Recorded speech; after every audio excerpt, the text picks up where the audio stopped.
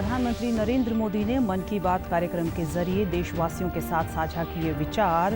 कहा, कोरोना महामारी के खिलाफ लड़ाई को जीतने में विशेषज्ञों और वैज्ञानिक सलाह को दें प्राथमिकता।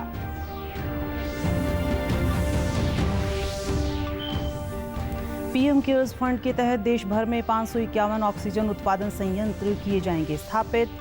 जिला स्तर पर ऑक्सीजन की बेहतर आपूर्ति होगी सुनिश्चित।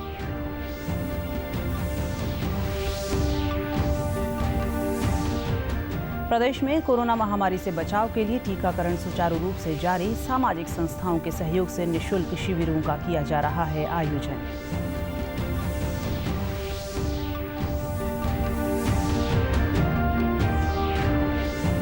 और प्रदेश की मंडियों में अब तक लगभग 77 लाख मीट्रिक टन गेहूं की हुई आवक।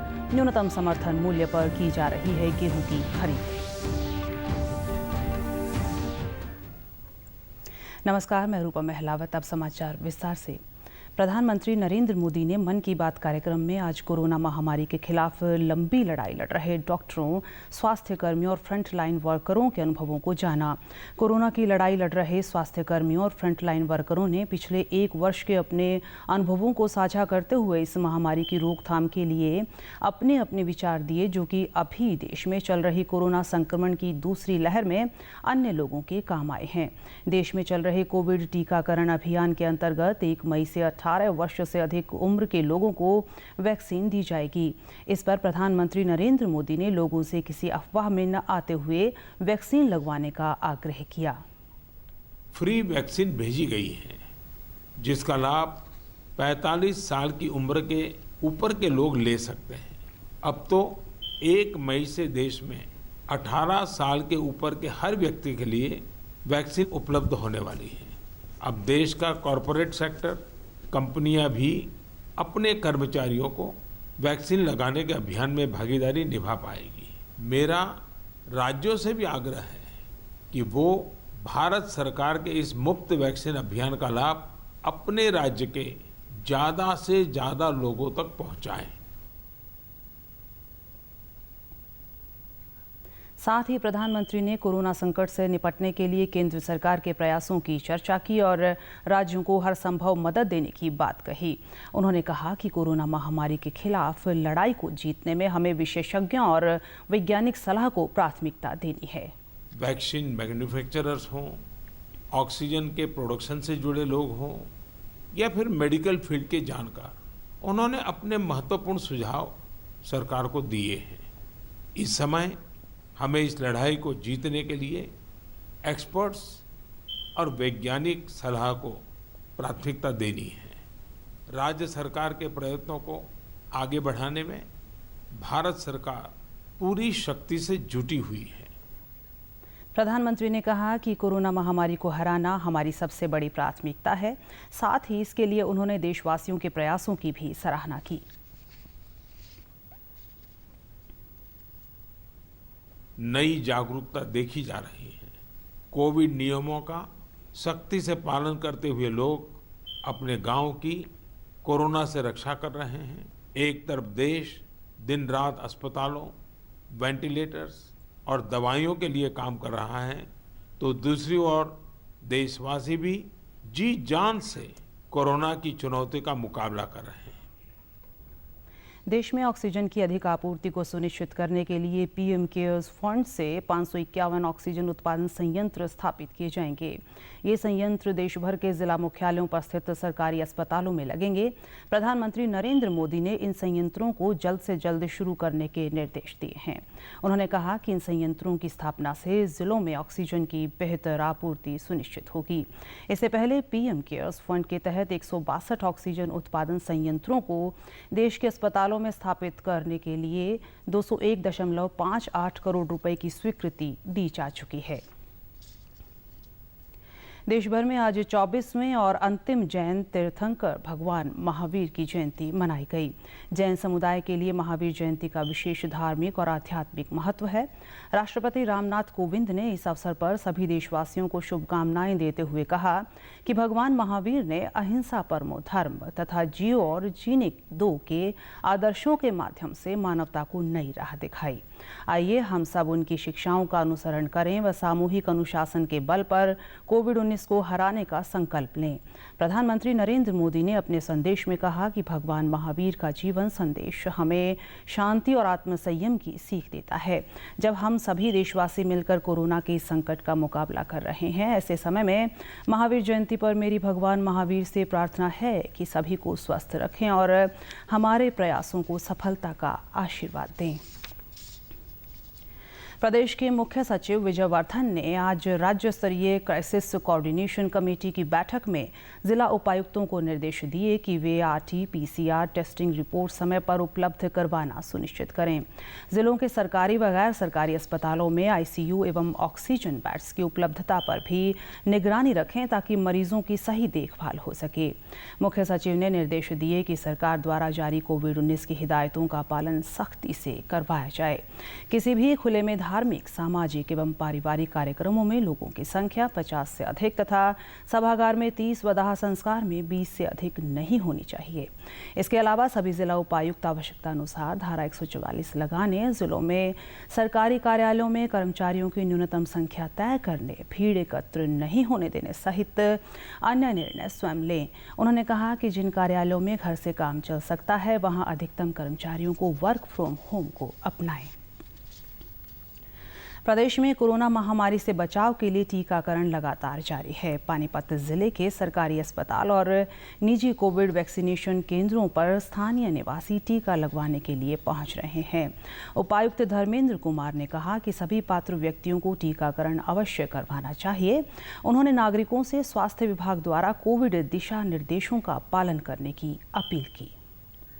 पानीपत के वासियों से यही अपील है कि अब ये ना समझे कि कोरोना भी जा चुका है, अभी दोबारा से बढ़ रहे हैं केसेस। महाराष्ट्र और कई स्टेट्स में तो काफ़ी लेवल तक बढ़ चुके हैं और हमारे यहाँ भी आगे बढ़ने के चांसेस हो सकते हैं, तो सावधानियाँ बरतें, फेस मास्क लगा के चलें, सोशल डिस्टेंसिंग मेंटेन करें ताकि आगे केस बढ़ने से रोके जा सकें।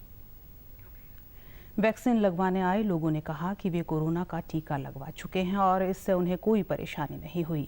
उन्होंने कहा कि हम सब कोरोना वैक्सीन लगवाकर इस बीमारी से अपने आप को सुरक्षित करें और पूरे देश को भी सुरक्षित करने में अहम भूमिका निभाएं। इतना कोई डरने की बात नहीं है।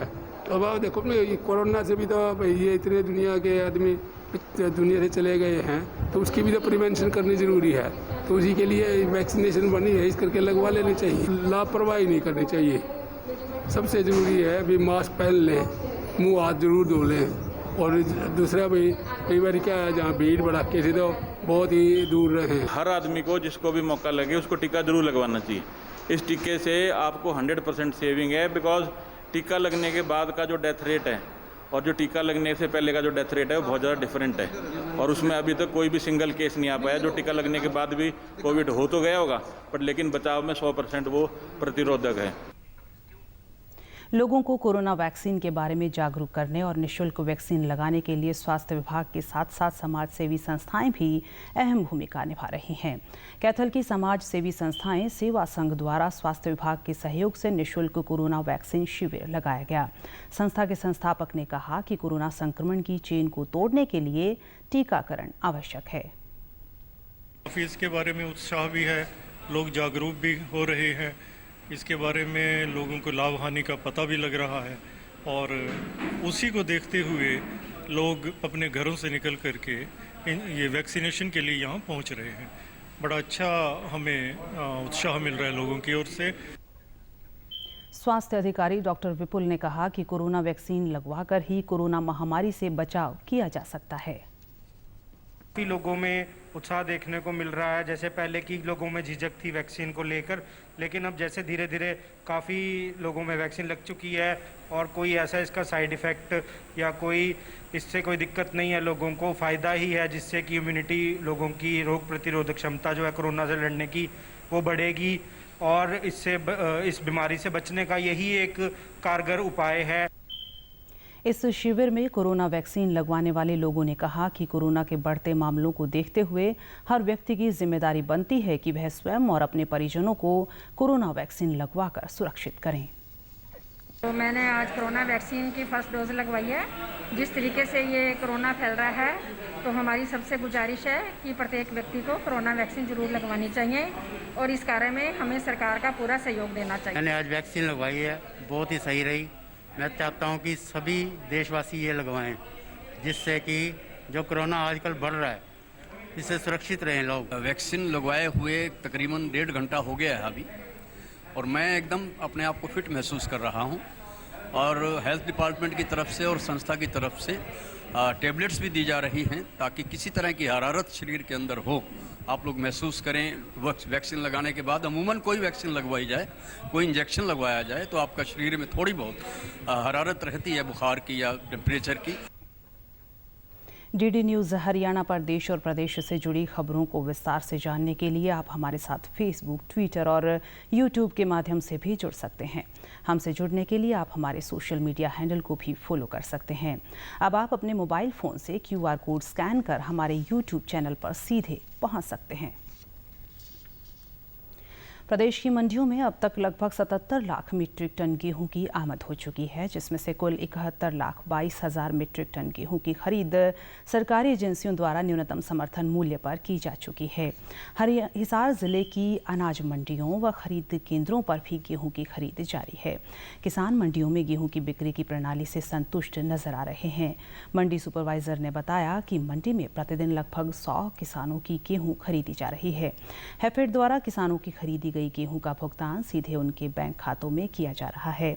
उन्होंने किसानों से अपील करते हुए कहा कि मंडियों में गेहूं लाने से पहले अच्छी तरह से गेहूं को सुखा लें ताकि मंडी में जल्द से जल्द फसल की बिक्री हो सके। खरीद किया जा रहा है जिनका शेड्यूल है Haryana state agriculture marketing board की तरफ से हमारे प्रतिदिन किसानों का जिनका दिया जा रहा है। किसान भाइयों से हमारी अपील यही है कि वो जो अपनी फसल लेके आते हैं वो साफ सुथरी हो और सूखी हुई हो, जिससे जो ही मंडी में उनकी फसल पहुंचती है सेम डे उनकी खरीद हो सके।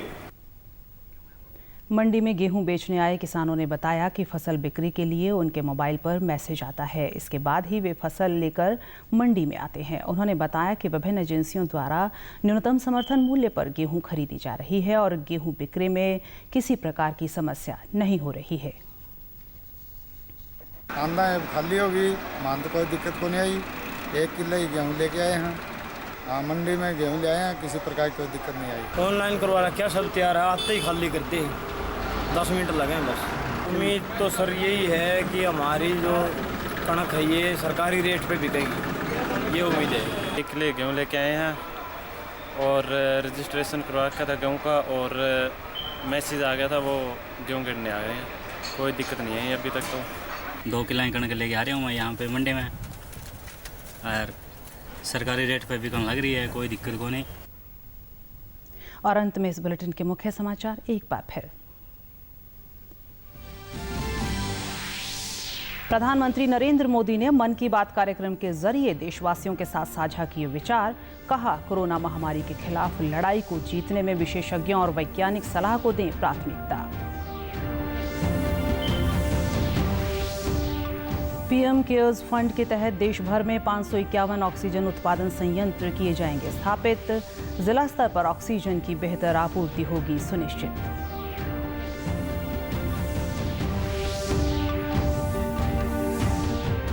प्रदेश में कोरोना महामारी से बचाव के लिए टीकाकरण सुचारू रूप से जारी।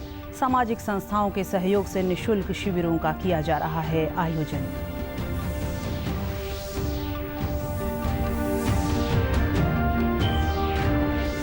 और प्रदेश की मंडियों में अब तक लगभग 77 लाख मीट्रिक टन गेहूं की हुई आवक।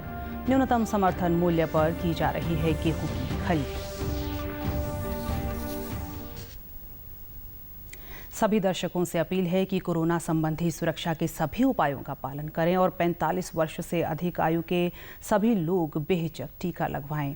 आप भी हमारे साथ सुरक्षा और बचाव के 3 आसान एहतियाती उपायों का संकल्प लें। 2 गज की दूरी बनाए रखें, हाथ बार बार धोएं और मास्क हमेशा पहनें। नमस्कार।